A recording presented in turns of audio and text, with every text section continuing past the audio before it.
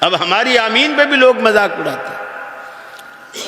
ازواج مطہرات کہتی ہیں ہم جب اللہ کے رسول کے پیچھے نماز پڑھنے جاتی تھی، پہلے مردوں کی صفیں ہوتی تھی، پھر اس کے بعد بچوں کی صفیں ہوتی تھی، پھر آخر میں ہماری صفیں ہوتی تھی، لاؤڈ سپیکر بھی نہیں ہوتا تھا۔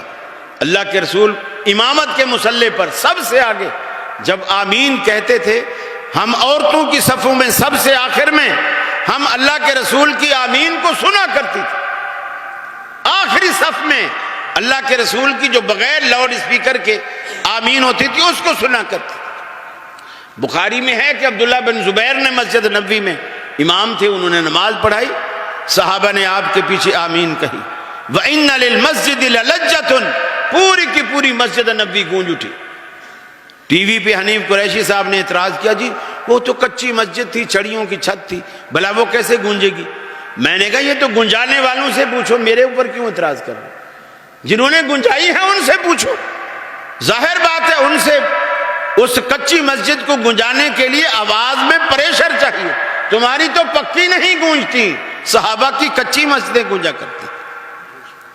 حضرت عطا بن ابی رباح رضی اللہ تعالیٰ عنہ تابعی ہیں، بڑے جلیل القدر، وہ کہتے ہیں میں حرم میں داخل ہوا، میں نے وہاں دیکھا ادرکت بیتین من اصحاب النبی صلی اللہ علیہ وسلم، میں نے 200 صحابہ کرام کو مسجد کے اندر پایا، اور جب جماعت کھڑی ہوئی فرمایا ان 200 کے 200 صحابہ نے آمین کہی، رفعوا اصواتہم، اپنی آوازوں کو بلند کیا اور آمین کہی۔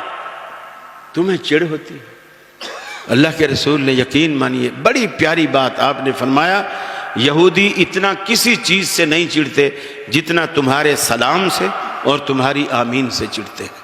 میرے بھائیو، اللہ کے رسول کی سنتوں سے چڑا نہ کرو، اللہ کے رسول کی سنتوں سے پیار کرو، محبت کرو، نفرتیں اپنے دلوں سے نکالو، اور محبت کی بنیاد توحید اور سنت ہے۔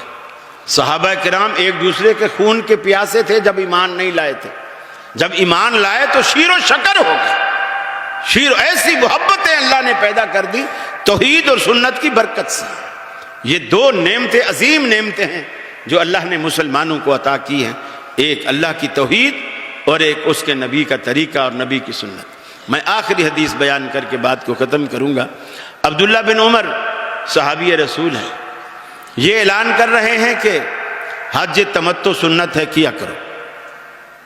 کسی نے آ کر کے کہا، حج تمتع کہتے ہیں جیسے ہمارے ہاں جاتے ہیں نا، حج سے پہلے ہم پہلے جا کے عمرہ کر کے پھر احرام کھول دیتے ہیں، احرام کی پابندیوں سے آزاد ہو جاتے ہیں، پھر 8 تاریخ کو حج کے لیے دوبارہ احرام باندھتے ہیں، اسے تمتع کہتے ہیں۔ کسی نے آ کر کے کہا کہ عبداللہ تیرا ابا عمر کہتا ہے کہ حج تمتع نہیں کرو اور تو کہتے ہیں کرو۔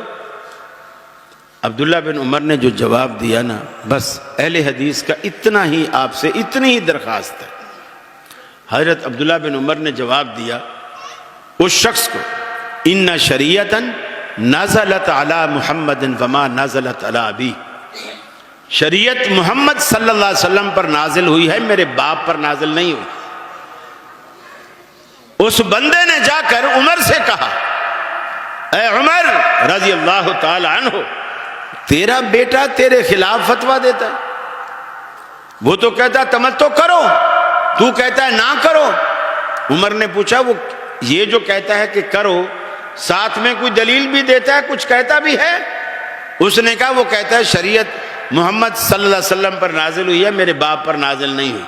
اب ہم جیسا کوئی ابا ہوتا تو فوراً غصے ہو جاتا، اچھا آنے دو، گھر آئے گا تو میں اس کو پوچھوں گا، ابا کے خلاف مارکیٹ میں جا کے ایسی باتیں کرتا ہے۔ حضرت عمر رو کے سجدے میں گر گئے، اللہ تیرا شکر ہے تو نے مجھے ایسا بیٹا دیا ہے جو تیرے اپنے باپ پر تیرے نبی کی بات کو اونچا رکھتا ہے، اپنے باپ کی بات پر تیرے نبی کی بات کو اونچا رکھتا ہے۔ آپ بھی بچوں سے خوش ہوا کریں جب وہ اللہ کی بات کو، قرآن کو، حدیث کو، آپ کی بات اور آپ کے مسلک سے اونچا رکھیں۔ ایسے بیٹے اللہ سب کو دے۔